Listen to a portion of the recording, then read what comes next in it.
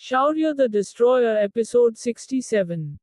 रानी medusa जान जाती है कि हर कोई फ्लेम के पीछे पड़ा हुआ है।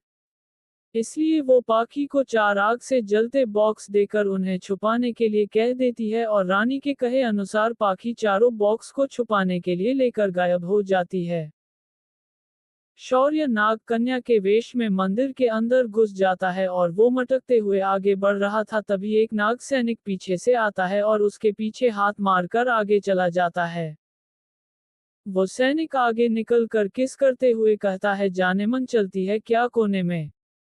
शौर्य उसे कोई जवाब नहीं देता और वो सैनिक वहां से आगे चला जाता है। इस पर मास्टर शौर्य के मजे लेते हुए कहते हैं, क्या बात है शौर्य, तुम इतना अच्छे से चल रहे हो कि तुम्हारी इस चाल पर सभी नागवंश के सैनिक अट्रैक्ट हो रहे हैं। शौर्य मास्टर को जवाब देते हुए धीरे से पूछता है, मास्टर मजे लेना बंद करो और अपने काम पर फोकस रखो। वैसे भी अब मैं इस भेष से पक गया हूँ। ये बताओ कि फ्लेम कहाँ है। मास्टर बताते हैं, सामने राइट साइड को बिल्डिंग के अंदर से फ्लेम एनर्जी महसूस हो रही है। ये जानकर शौर्य आगे उस बिल्डिंग की तरफ देखता है और ये बिल्डिंग रानी मेड्यूसा का महल थी। शौर्य आगे बढ़ते हुए कहता है, ये तो अच्छा हुआ कि हम रानी के इवॉल्व होने से पहले यहाँ आ गए, वरना मुसीबत में फंसकर भी कुछ नहीं मिलता, अब कम से कम आस तो है। इतना कहते हुए शौर्य महल की तरफ बढ़ने लग जाता है। महल के बाहर बहुत सारे नाग वंश के लोगों की भीड़ लगी हुई थी और महल के द्वार से आगे तक सैनिक हथियार लिए खड़े हुए थे। ये देखकर शौर्य मास्टर को बताते हुए कहता है, मास्टर यहाँ तो बहुत तगड़ी सिक्योरिटी है। अगर हमने जबरदस्ती अंदर घुसने की कोशिश की तो हम पकड़े जा सकते हैं। हमें अंदर घुसने के लिए कुछ सोचना होगा। तभी मास्टर शौर्य को बताते हुए कहते हैं, बच्चे फ्लेम की एनर्जी नजदीक आ रही है। ये सुनकर शौर्य महल से निकलती पाखी को 2 सैनिकों और एक बूढ़े के साथ देखता है और पाखी के हाथ में एक बॉक्स भी था। शौर्य मास्टर को बताता है, मास्टर ये तो वही पागल औरत है। इस पर मास्टर बताते हुए कहते हैं, उसे छोड़ो, उसके हाथों में देखो। उसने जो बॉक्स पकड़ा हुआ है उसी के अंदर से फ्लेम की एनर्जी महसूस हो रही है। ये सुनकर शौर्य आगे बढ़ता है और थोड़ा नजदीक पहुंचकर अपनी शक्ति का इस्तेमाल करने की कोशिश ही करता है। तभी मास्टर उसे रोकते हुए बताते हैं, रुको, ये फ्लेम नकली है। शौर्य तुरंत ही रुक जाता है और वहां से वापस जाने लगता है। तभी पाखी की नजर वहां से जाती उस नाग कन्या पर पड़ जाती है जो कि शौर्य था। पाखी तेज आवाज में पुकारते हुए कहती है, हे तुम वही, रुको और वापस आओ। ये सुनकर शौर्य एक पल के लिए पीछे मुड़कर देखता है, लेकिन फिर तेजी से आगे भागने लगता है।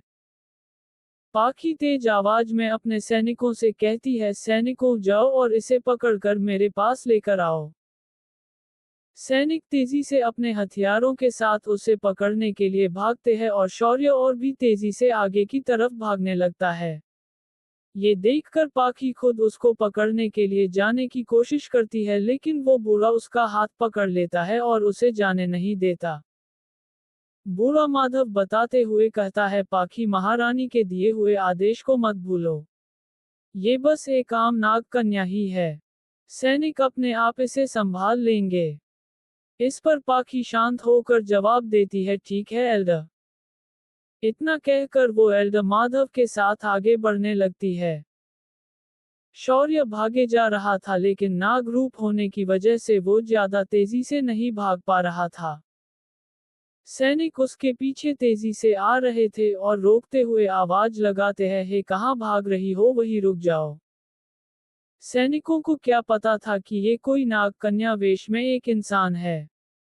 इसलिए वो बिना हमला किए उसे रोकने की कोशिश करते हुए उसके पीछे भाग रहे थे और शौर्य अपने बचाव के लिए भागे जा रहा था। हे रुको, वरना हम हमला कर देंगे, सैनिक पीछे से कहता है। शौर्य अभी भी नहीं रुकता। इस पर दूसरा सैनिक जोर से चिल्लाते हुए कहता है, रोको इसे, ये बचकर भाग ना पाए। सामने खड़े कुछ सैनिक ये सुन लेते हैं और वो भी सामने से उसी तरफ आने लग जाते हैं। अब शौर्य दोनों तरफ से गिर जाता है क्योंकि वो पीछे की तरफ जा नहीं सकता था और सामने से भी सैनिक उसे पकड़ने के लिए आने लगे थे। तभी शौर्य को अपने लेफ्ट साइड में आगे एक गली नजर आती है और शौर्य बिना समय गवाए उस गली की तरफ भागता है। गली में घुसते ही शौर्य अपने असली रूप में आ जाता है और फिर वहां से उछलकर सीधा पहाड़ के ऊपर आ जाता है और आगे की तरफ भागने लगता है। सैनिक भी उछलकर ऊपर आ जाते हैं और किसी इंसान को देखकर उनमें से एक बिना समय गवाए सीधा अपने भाले को आगे शौर्य को फेंक कर मरता है। शौर्य भागते हुए नीचे झुककर भाले के लगने से बाल बाल बचता है। तभी वो सैनिक शौर्य के पास तेजी से आता है और जैसे ही हमला करने की कोशिश करता है तो शौर्य उसे घूमकर इतनी जोर से लात मारता है कि वो सैनिक वापस पीछे की तरफ बहुत जोर से जाता है और पहाड़ में जाकर लगता है। शौर्य आगे की तरफ फिर से भागने लगता है और पीछे से बाकी दो सैनिक धनुष चलाकर तीर उसकी तरफ छोड़ देते हैं। जैसे ही तीर शौर्य को लगने को होते हैं तो वो ऊपर की तरफ घूमते हुए उछल जाता है और तीर उसके नीचे से आगे निकल जाते हैं। शौर्य बिना रुके आगे भागता रहता है और पीछे से सैनिक उस पर तीरों की बौछार करते रहते हैं, लेकिन शौर्य को एक भी तीर नहीं लगता। शौर्य पहाड़ के ऊपर से होते हुए भाग रहा था और आगे एक छोटा पहाड़ था। शौर्य भागते हुए जैसे ही उछलकर उसके ऊपर कूदता है तो वो सीधा उसके अंदर ही चला जाता है क्योंकि वो एक घर था और उसके अंदर एक नाग वंश का आदमी और औरत रोमांस कर रहे थे। उनके कमरे की छत को तोड़कर शौर्य सीधा नीचे आ जाता है और वो दोनों इससे घबरा जाते हैं। सॉरी सॉरी, मुझे माफ करना, आप दोनों लगे रहो। इतना कहकर शौर्य वहां से दरवाजा खोलकर आगे की तरफ भाग जाता है। शौर्य एक तहखाने जैसी जगह में घुस गया था जहां सैनिक ही सैनिक थे। शौर्य जैसे आगे की तरफ जाता है और उस तरफ आता एक सैनिक उसे देख लेता है और वो सीधा उस पर हमला कर देता है। शौर्य उसके भाले को पकड़कर उसे इतनी जोर मुक्का मारता है कि वो नाग सैनिक सीधा दीवार पर जाकर लगता है। तभी पीछे से दो और सैनिक आ जाते हैं और वो जैसे ही वार करने की कोशिश करते हैं तो शौर्य घूमकर दोनों में इतनी जोर से लात मारता है कि वो पूरे 20 मीटर पीछे दीवार पर जाकर जोर से लगते हैं और फिर वापस नहीं आ पाते। तभी एक और सैनिक आकर शौर्य पर भाले से हमला करने वाला है। शौर्य उसके हमलों से बचाता है और फिर उसे पकड़कर सीधा ऊपर से ही नीचे फेंक देता है। उस सैनिक की नीचे गिरते हुए जोर से चीख निकलती है। नीचे जमीन पर लगते ही उसकी सारी चीखें बंद हो जाती है, लेकिन तभी पीछे से 3 और सैनिक आ जाते हैं। उसने बचने के लिए शौर्य सीधा नीचे कूद पड़ता है और उसके पीछे एक और सैनिक कूद पड़ता है, लेकिन तभी शौर्य हवा में ही धमाकेदार लात का इस्तेमाल करके उसे इतनी जोर से लात मारता है कि वो सीधा वापस ऊपर ही दीवार पर जोर से जाकर लगता है। शौर्य नीचे उतर जाता है और तभी वो सैनिकों का कमांडर जो अंदर नाग कन्या के साथ रोमांस कर रहा था वो तेजी से शौर्य के पास नीचे की तरफ आता है। शौर्य जैसे ही पीछे की तरफ मुंह करता है तो उसके मुंह पर बहुत जोरदार मुक्का लगता है और शौर्य आगे जाकर गिरता है। लेकिन शौर्य हार नहीं मानता और सीधा वहां से बाहर की तरफ भागता है। बाहर 4 सैनिक दरवाजे के पास भले लिए खड़े हुए थे। एकदम से शौर्य दरवाजा खोलकर तेजी से बाहर निकलता है। शौर्य को देखकर वो चारों एक साथ अपने भालों से शौर्य पर वार करते हैं, लेकिन शौर्य उनके नीचे से फिसलते हुए बचकर निकल जाता है और आगे की तरफ सीधा भागता है। कमांडर भी बाहर निकल आता है और एक सैनिक से भाला लेकर सीधा शौर्य की तरफ फेंक कर मरता है। इसके साथ एक सैनिक भी शौर्य का निशाना लगाकर भाला उसकी तरफ फेंक देता है। सामने दूसरे पहाड़ पर जाने के लिए बहुत बड़ा गैप था, इसलिए शौर्य सीधा उछलकर उसकी तरफ कूदता है और पीछे से एक भाला उसकी कमर के साइड में से निकलता है और दूसरा भाला कान के साइड में से निकलता है। शौर्य इस बार बाल बाल ही बचा था। वो आगे दूसरे पहाड़ कर कूद जाता है और आगे की तरफ भागने लगता है। उसके ऊपर बहुत सारे भाले बरसते हैं, लेकिन कोई भी उसे नहीं लगता और शौर्य काफी आगे निकल जाता है। कमांडर और उसके सैनिक वहीं रुक जाते हैं। वो अब और शौर्य को पकड़ने के लिए नहीं भागते और वहीं से वापस मुड़ जाते हैं। नीचे भीड़ में कमांडर सैनिकों के साथ शौर्य को ढूंढते हुए फिर रहा था और शौर्य एक बड़े से पिलर के पीछे छिपे हुए उसे ही देख रहा था। कमांडर सैनिकों के साथ वहां से आगे निकल जाता है और शौर्य चैन की सांस लेते हुए कहता है, बाल बाल बच गए। मास्टर भी शौर्य के अंदर से बाहर निकल आते हैं और सोचते हुए कहते हैं, कितना अजीब है, फ्लेम को बचाने की कोशिश की जा रही है। मंदिर के अंदर मुझे कहीं भी असली फ्लेम की ऊर्जा महसूस नहीं हुई। ये सुन के शौर्य अंगूठी के अंदर से नीले कमल के बेस को बाहर निकाल कर कहता है, क्यों ना फ्लेम को ढूंढने के लिए इसका इस्तेमाल किया जाए। ये दोनों एक ही जगह साथ में पैदा हुए थे। इतना कहकर शौर्य उस नीले क्रिस्टल कमल का इस्तेमाल करने लगता है और वो नीला कमल चमकने लगता है, लेकिन शौर्य को फ्लेम के बारे में कुछ पता नहीं लग पाता। दुखी होकर शौर्य नीचे बैठकर कहता है, हे भगवान, आखिर ये फ्लेम है कहाँ? इस पर मास्टर जवाब देते हुए कहते हैं, फिक्र मत करो, हर एक मुहूर्त का अपना समय होता है और शायद वो समय अभी आया नहीं है, इसलिए थोड़ा और सब्र करो। ठीक है मास्टर, शौर्य निराशा से जवाब देता है। महल के बाहर लोगों की भाड़ अभी तक खड़ी हुई थी और द्वार पर बाहर एल्डरमाधव भी अपनी छड़ी का सहारा लिए सैनिकों के साथ खड़े हुए थे। वहां खड़े बाकी लोग हाथ जोड़े खड़े हुए थे। एल्डरमाधव दिखाते हैं कि सूरज अपनी ऊंचाई पर पहुंच गया है और उसी के साथ वहां से सूरज की रोशनी खत्म हो जाती है और हल्का सा अंधेरा छा जाता है। सूरज के चारों तरफ गोल लाल रंग की रिंग बन जाती है और बीच में आंख जैसा आकार बन जाता है जो लाल था और बाकी सूरज काला पड़ जाता है। वहां अंधेरा छा चुका था और एल्डरमाधव जोर से चिल्लाते हैं, समय आ गया। नाग वंश की महान आत्माओं, हमारे वंश की रक्षा करो। उसके इतना कहते ही सूरज की उस आंख के अंदर से रोशनी सीधा एल्डरमाधव के पीछे आती जाए और लाल रंग की आग से जलती आंख वहां पीछे बन जाती है। ये सब देख रहे नाग वंश के लोग झुककर जमीन पर बैठ जाते हैं। एल्डरमाधव अपने हाथ से ऊर्जा उस आंख के अंदर छोड़ते हैं और फिर लाल आग जैसी आंख के अंदर से एक ऊर्जा सीधा पीछे मंदिर की तरफ जाती है और मंदिर के ऊपर एक गोल चक्र बन जाता है। शौर्य द डिस्ट्रॉयर एपिसोड 68। एल्डरमाधव के उस आग जैसी आंख के अंदर अपनी ऊर्जा शक्ति डालते ही उसके अंदर से एक ऊर्जा की लाइट बीम निकलती है जो मंदिर के ठीक ऊपर जाते ही एक गोल चक्र में बदल जाती है। एकदम से वो चक्र एक ऊर्जा में बदल कर तेजी से ऊपर बदलों की तरफ जाता है और फिर बदलों में वो लाल ऊर्जा का चक्र बन जाता है और उसके अंदर से ऊर्जा सीधा मंदिर के ऊपर बरसती है। मंदिर के बीच में छेद था और वो ऊर्जा छेद से सीधा नीचे रखे नीले कमल पर बरसती है, जिससे वहां अंदर आग का एक धमाका होता है और फिर सब शांत हो जाता है। अंदर रखा वो कमल छोटा होने लगता है और एक हाथ के साइज जितना हो जाता है।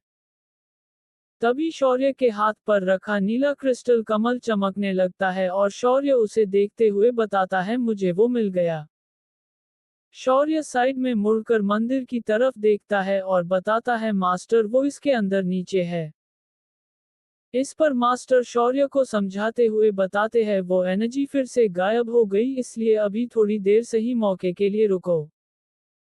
शौर्य कुछ नहीं सुनता और झट से नाग कन्या का वेश बदलकर मास्टर से कहता है, हमारे पास ज्यादा समय नहीं है मास्टर, इसलिए जल्दी से चलो।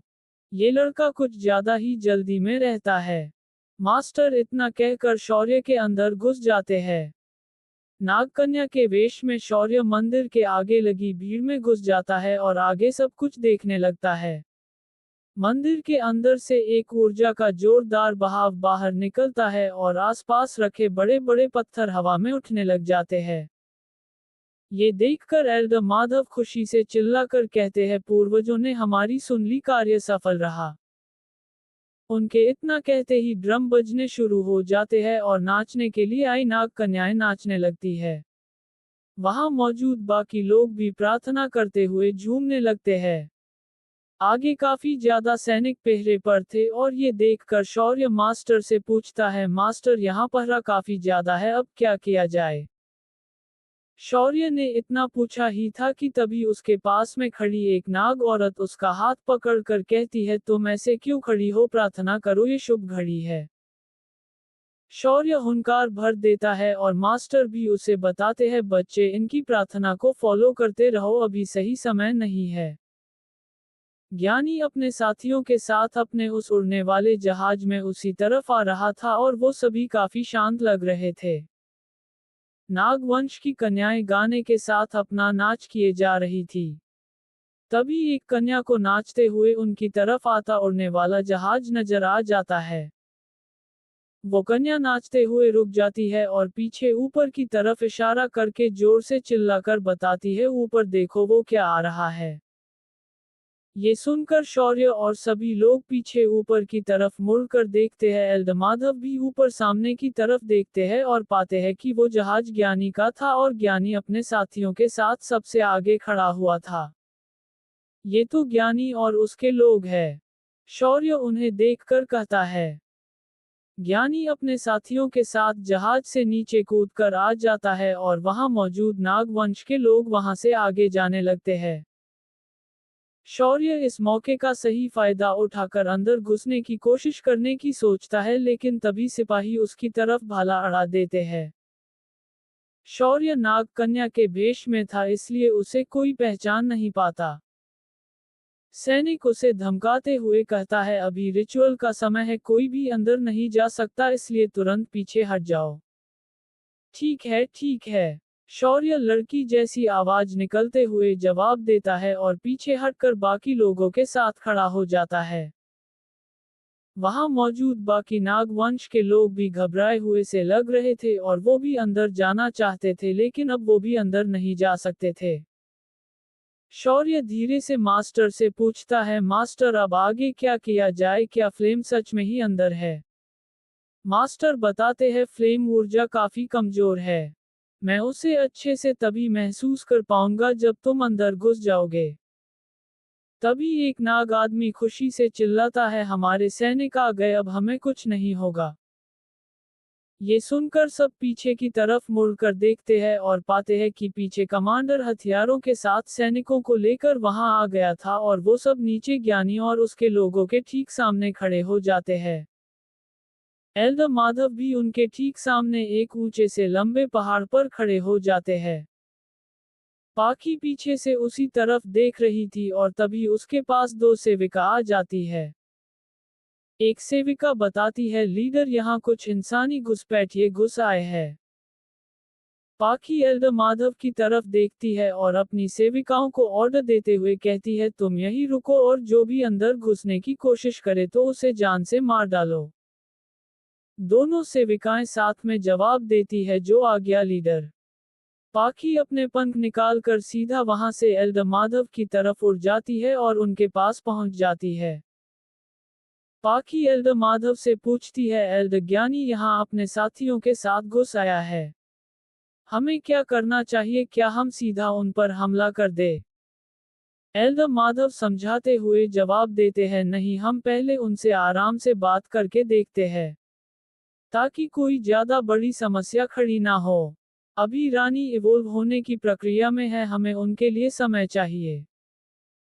पाखी को जवाब देने के बड़ा एल्दमाधव ज्ञानी से कहते हैं, ज्ञानी अपने साथियों को लेकर यहाँ से तुरंत ही चले जाओ। अगर तुम ऐसा नहीं करोगे तो फिर नागवंश की तुमसे जंग छिड़ जाएगी।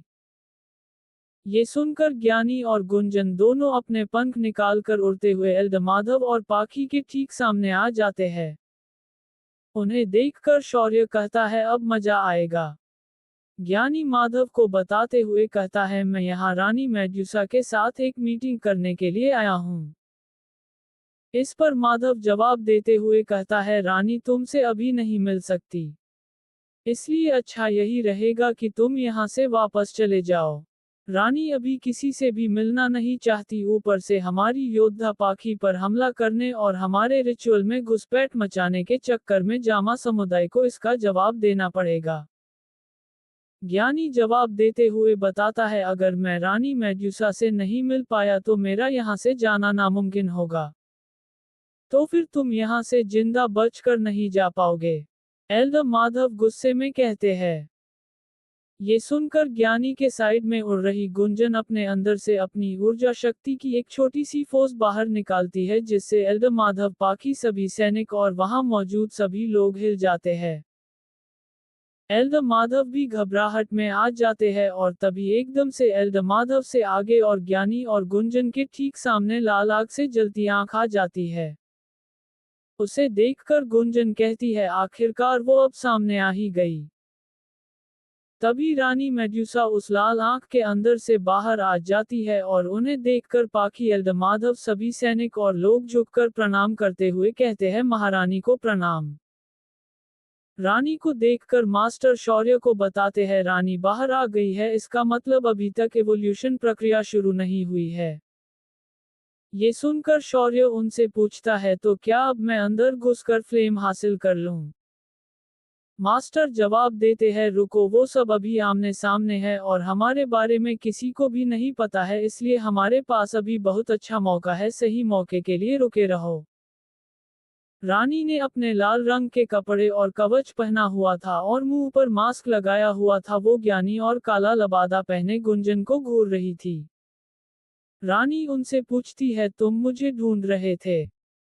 इस पर ज्ञानी थोड़ा आगे आता है और हाथ जोड़कर रानी के आगे झुककर प्रणाम करते हुए बताता है, महारानी, आपसे मिलना हमारे लिए बहुत सम्मान की बात है। मैं जामा समुदाय से ज्ञानी हूँ। मैंने सुना है कि आधे साल पहले आपको नीले कमल की फ्लेम हासिल हुई है। ये फ्लेम एक रासायनिक के लिए बहुत जरूरी होती है और मुझे आशा है कि आप ये जानती होंगी। नागवंश के लोगों का खून ठंडा होता है, इसलिए मुझे लगता है कि फ्लेम आपके कुछ खास काम नहीं आएगी। इसलिए मैं उस फ्लेम को आपसे उसकी बराबरी की एक पिल के साथ बदलना चाहता हूँ। ये सुनकर रानी जवाब देते हुए कहती है, मेडिसिन किंग के पास सच में बहुत अच्छे जानकार है और एक अच्छी 7 लेवल योद्धा भी है। अब एक रानी होने के नाते मैं जरूर जानना चाहूंगी कि आखिर एक मेडिसिन किंग फ्लेम के बराबरी का मुझे क्या दे सकता है। ज्ञानी बताता है, मैं आपको फ्लेम के बदले में 2 लेवल 6 की लड़ाकू गोलियां दे सकता हूं और एक 7 लेवल की शरीर का रूप बदलने वाली गोली। मैं आशा करता हूं कि रानी को मेरा सौदा अच्छा लगा हो। ये सुनकर रानी उन्हें घूरते हुए मुस्कुराने कहती है। 7 रैंक की गोली का नाम सुनकर शौर्य झट से चौंक कर कहता है, 7 लेवल की शरीर का रूप बदलने वाली गोली। शौर्य के मुंह से इतना निकलते ही सब उसे देखने लग जाते हैं और शौर्य अपना सिर खुजाते हुए शांत होकर फिर से ऊपर की तरफ देखने लगता है। नीचे खड़े सैनिकों को भी ये आवाज आ जाती है और वो सब पीछे पलटकर देखते हैं।